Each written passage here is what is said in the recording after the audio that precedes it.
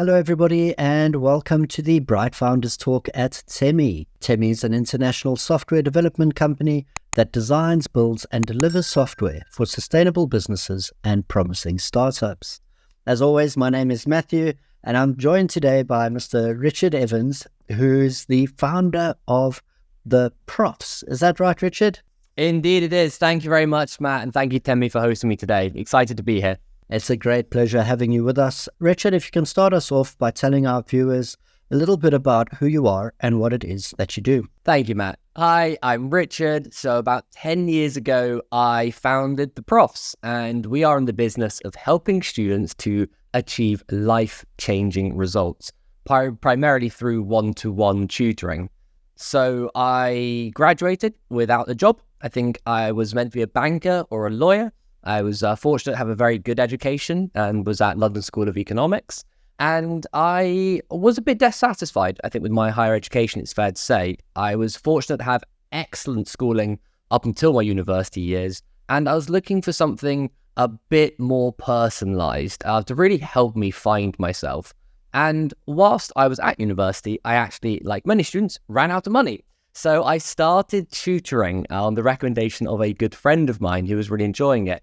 And I absolutely loved it, helping students to achieve life-changing results whilst being paid a very, very good hourly rate, probably the highest paid job I could see as a student. I loved it. So I brought these two things together. I felt as a student at university, there was not enough support for people like me trying to really get ahead in life. It was very much aimed at the average student, trying to get everyone to pass.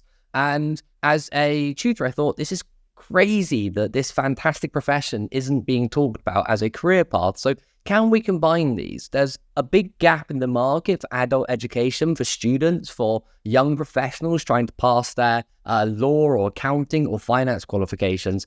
Can we bring these together? Can we create a fantastic career for bright individuals who want to work in education, but maybe not in the formal schooling system? I have huge respect for teachers. It's a difficult job, and I'm personally not very good at riot control. I'm much better at one-to-one mentoring.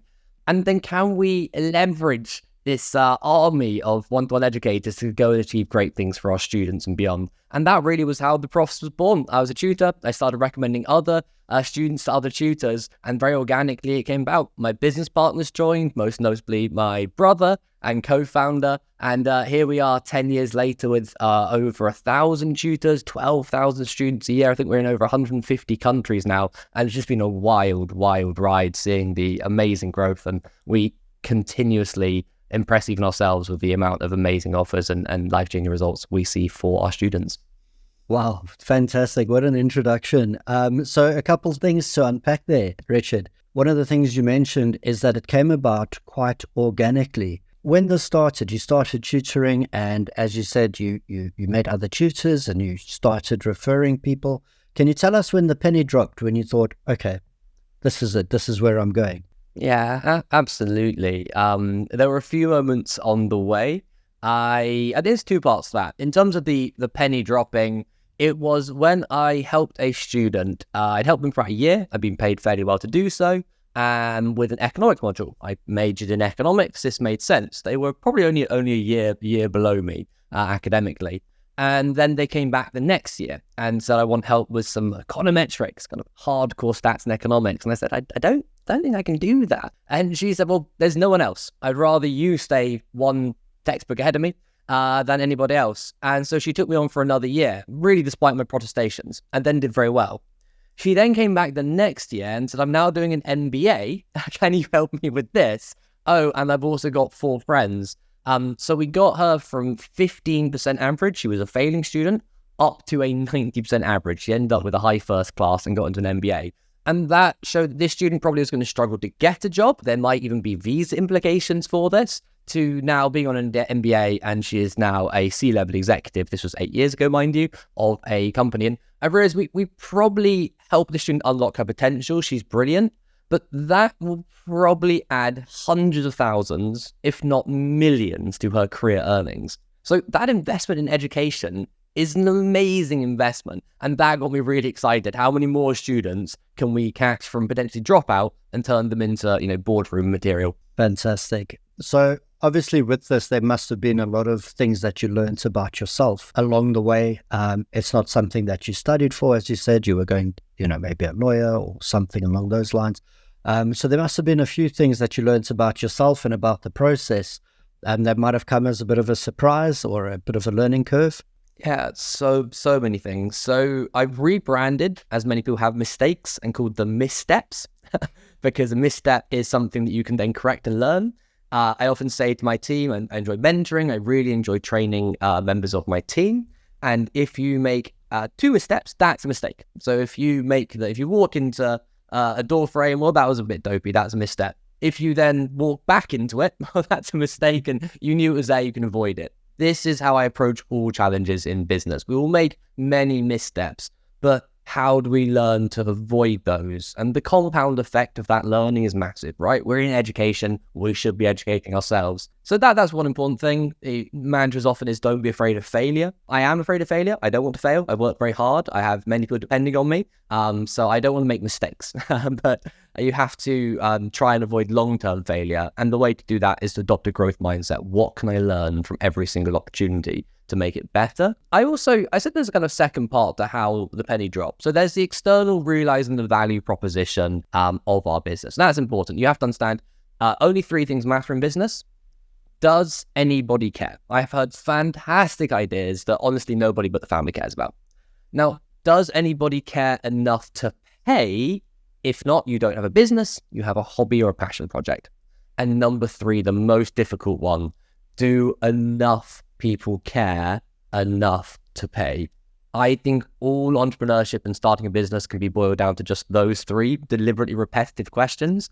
And I'd say that probably 67% of pitches I hear from aspiring founders don't meet all 3 of those criteria. And it's a very personal journey. There's a lot of hard work and grit and grind, a lot of stress that goes into founding a business. You need to make sure that those 3 are met before you dedicate yourself and really your life and soul to working on a big, exciting mission. And speaking of mission's important. You need to have a mission. You need to know what you're trying to achieve. Interestingly, at the Profs, we actually have been doing this for 10 years. We hit our first mission, we hit our second mission. We're now in the process of redefining a bigger, more exciting and more global mission.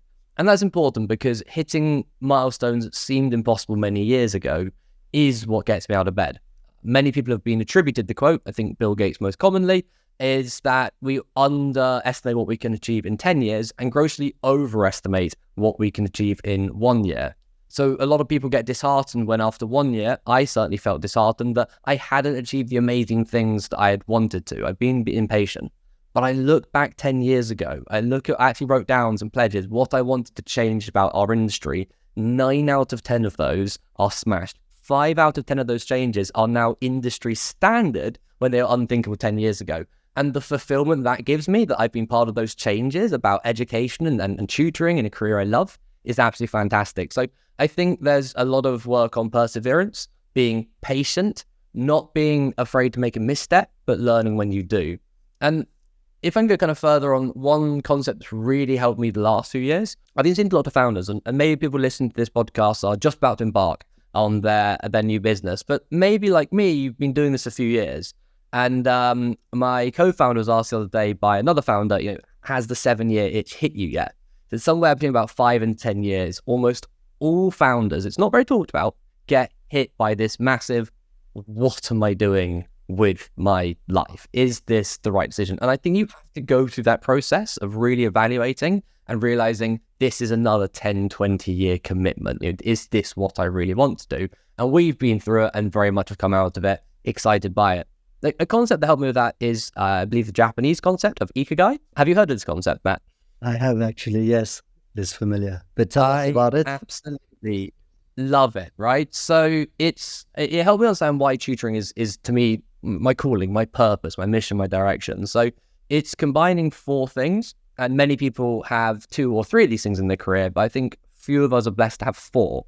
And when I found that 4, that was my click. I need to make tutoring work, and I'm going to build a business and an industry and get others to come along with me and realize this if it doesn't already exist, which I don't think it did really in the way we wanted it to 10 years ago. So this is combining what you love. I think we all know we should try and find jobs that we love. But importantly, it must be something that you're good at, because if you love something but you're not very good at it, it's going to be difficult to thrive and be the best in something. And you really need to be the best at something in order to succeed. Now, importantly, what can you be paid for? Because lots of people love things, they're good at things, that's a passion or a mission, but they haven't really got a career out of it. And go back to that point, maybe not enough people care about it to pay. And then number 4, something really interesting to me, what does the world need? It has to be good or help a community. So if you can find something you love, that you're good at, you get paid for, and helps people, that will make you feel fulfilled and happy and be a reason to get out of bed every year for the next 10, 20 years. And it took me a long time to realize this, but I'd moved away from tutoring and actually done more of the business side of things. And when I realized, I was lucky at 19, I found my Ikigai. Tutoring is all 4 of those things for me. So I started taking on more clients and actually building the business more around what can I do to directly help people. I realized that I hit scale problems. I only have 24 hours a day. So I started building my own YouTube content and giving away for free. And suddenly now we're reaching hundreds of thousands of people and giving away these tips and having these amazing stories. And it's free, which is helping grow the premium side of the business. But that's really exciting. So that for me was a big direction change and soul searching, finding what inspired me and then building a business out of that so that every day I can keep my energy levels as high as they need to be to achieve what I want to achieve in life. I want to take a few steps back and I want to speak to you about a little bit earlier on. You mentioned that you were fortunate, your brother and you are able to work together. I think that's really cool. When families and business are able to operate side by side. But tell us about, this is your passion project. This is something that you love.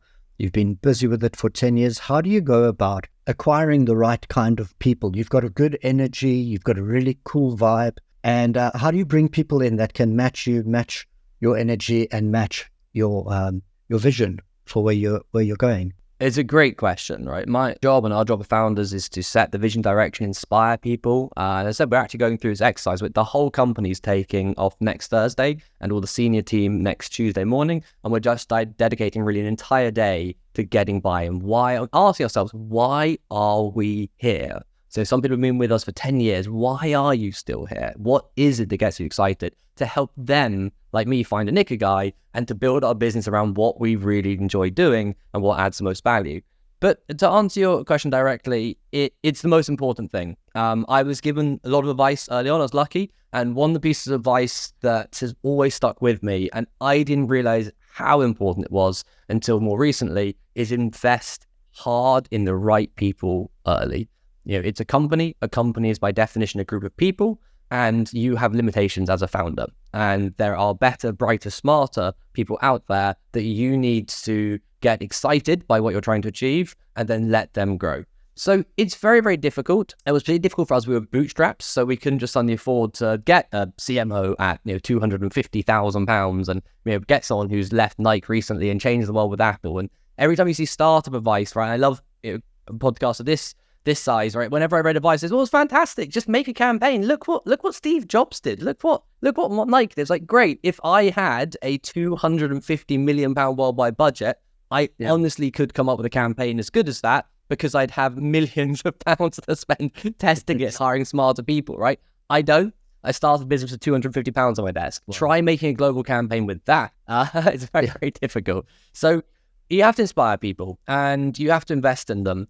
I've noticed a lot of things in the recruiting process. I'm a big believer in the growth mindset, the book from Carol Dweck, and I probably start off with that, number one. So do people have a fixed mindset? I'm good, I'm not good, I can do this, I can't do this, or the growth mindset? I can't do this yet, but I'm prepared to work really hard at it. I believe I can achieve these fantastic things, but I know I'm going to have to work extra hard. So we, as a bootstrap company, I used to call it when sort of sifting for gold. We'd go to the job market. We'd use these we couldn't afford a recruiter. Hiring a recruiter internally, Billy, he's fantastic. One of the best things we've ever done. We couldn't afford him for the first 8 years. So I would just go on things like, as an Angel, and all these startup and work in startups and entrepreneurships. And I'd probably interview hundreds of people.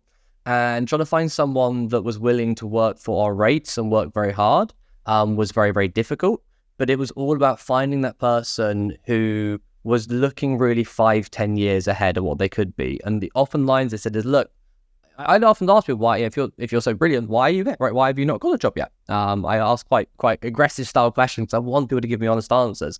And the answer that I wasn't looking for, but I've now realized was the best one, was, look, Richard, I don't know why, but I am not getting the job offers I think I should be. Something isn't coming across in me yet, but this is what I'm doing to fix it. And I believe, and they would convince me that I can do something great. I mean, these people have been with us now for 7, 8, 9, and 10 years and are now running the company and have achieved far greater things for that. So finding that person who is a hidden gem is difficult. To put some numbers on that, I once looked at 2,500 CVs and interviewed 58 candidates for one of my senior roles. It took an 8-month process, but that was key in getting the business to triple its growth for 2 years running. So you cannot underinvest in finding these people. Something I'd like to touch on, as you said, you've been in this now for at least 10 years in this format, but things have changed. 2020, as we know, saw a huge shift in the way people operated, a lot more online things going on, and it had a huge impact on the tutoring market. Can you tell us how things changed for you, and maybe if you can add on to that, how technology, this advent of AI and that, is coming into play with new developments? Yeah, absolutely. So my brother and co-partner is very forward thinking. So one of the changes that I wanted to bring in the business, but into the industry, but I didn't know how to, was tutoring was quite a sad affair back then. I would sit on the tube, or people drive, for 8 hours a day. I literally go to a client, go and have my sad little lunch on the tube to get to my next client, because lunch I couldn't really afford. I had to be working as much as I could, right, to go to my next client, and then travel all the way down south to another client, and then go home. The good old days. Get home late. So it wasn't very glamorous, right? And he wanted to work in the business. I said, fantastic, bro, really excited. One small challenge, you're in Brazil, and my small client base is entirely in central London. And he said, yeah, give me a week, I'll work that out. So he pioneered online tutoring. He was such an early adopter that when he spoke to a small company called Zoom, you may have heard them now, people hadn't back then, the CEO of the company was on the sales call. Don't think you'd get him on any sort of sales call these days. So this was about, I want to say about 8-9 years ago.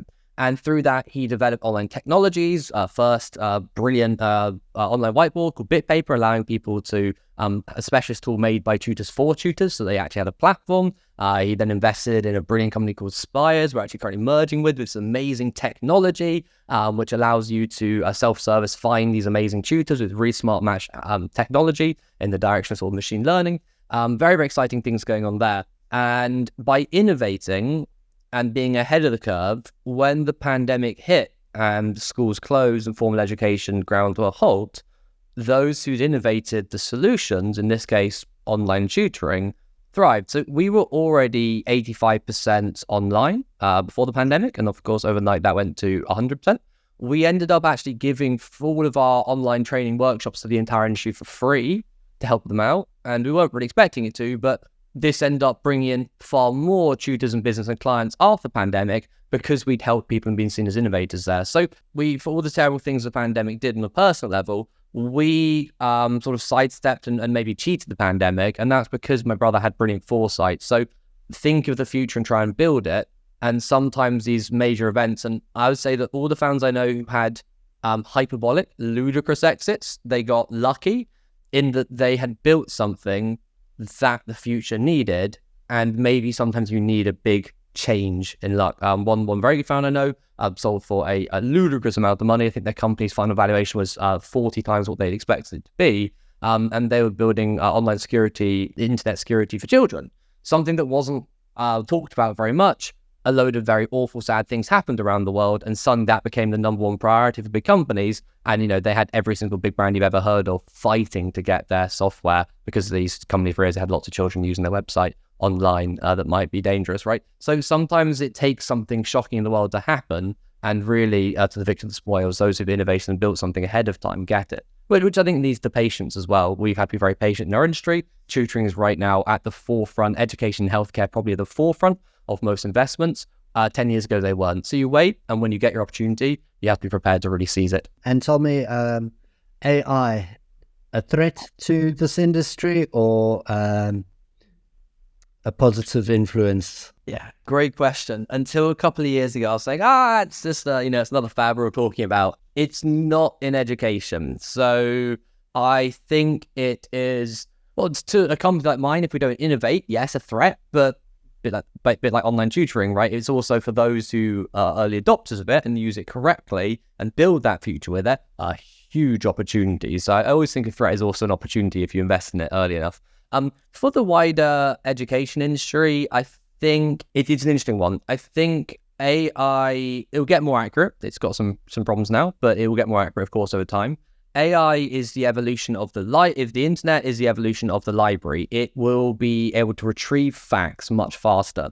And so for those who think education is still about passing on facts, knowing the information, well, you're kind of 100 years out of date. The internet knows everything and is smarter than any teacher in terms of factual recall. So education is never been about the warehousing of knowledge.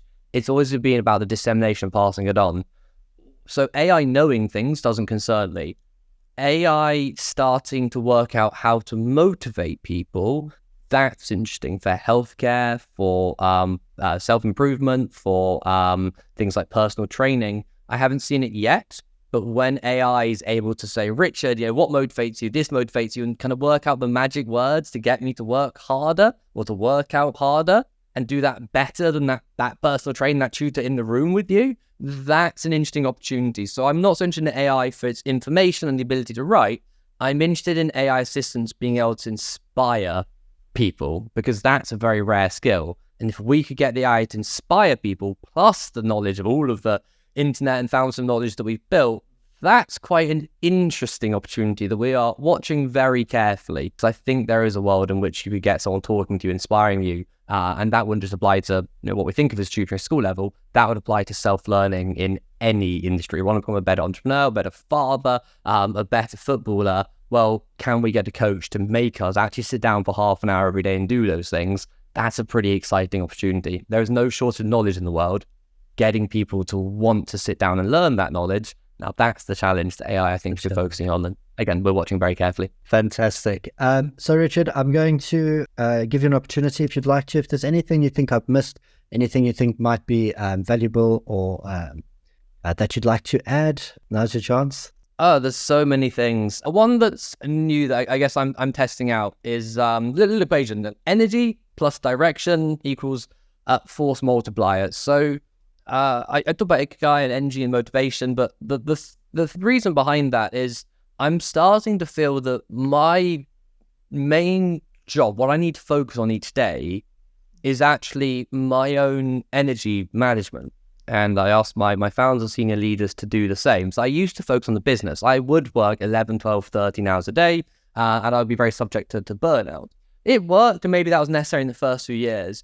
But the last few years, following a lot of advice, mentorship, brilliant people, I focused all my time inside and outside of work, not thinking directly about how to make work and make the Profs better. That is something I naturally like to think of as a challenge. But how do I put myself in a position where I can turn up every day and be excited? So I really focus on my energy. And lots of interesting things have come out from that. Yes, there's the good, eat, sleep, all these things. I try and do one energy gaining thing every day, which is huge. This is my one today, right? It's fun. I enjoy coming on and talking about these things with brilliant people like yourself, Matt. That's fun. And now I'm going to be really inspired for the rest of the day. I try and do something like that every day. So thank you for the opportunity. It really does help me. No problem. I think it's really important to take care of yourself. People often say, oh, Richard, you must not sleep very much for how many things you do and how many hats you wear. And actually, they're surprised. They say, nope, I sleep more than anybody I've ever met. I sleep a ludicrous amount because I need to recover my body. I do kind of exercise as well as thinking quite a lot of the day on business.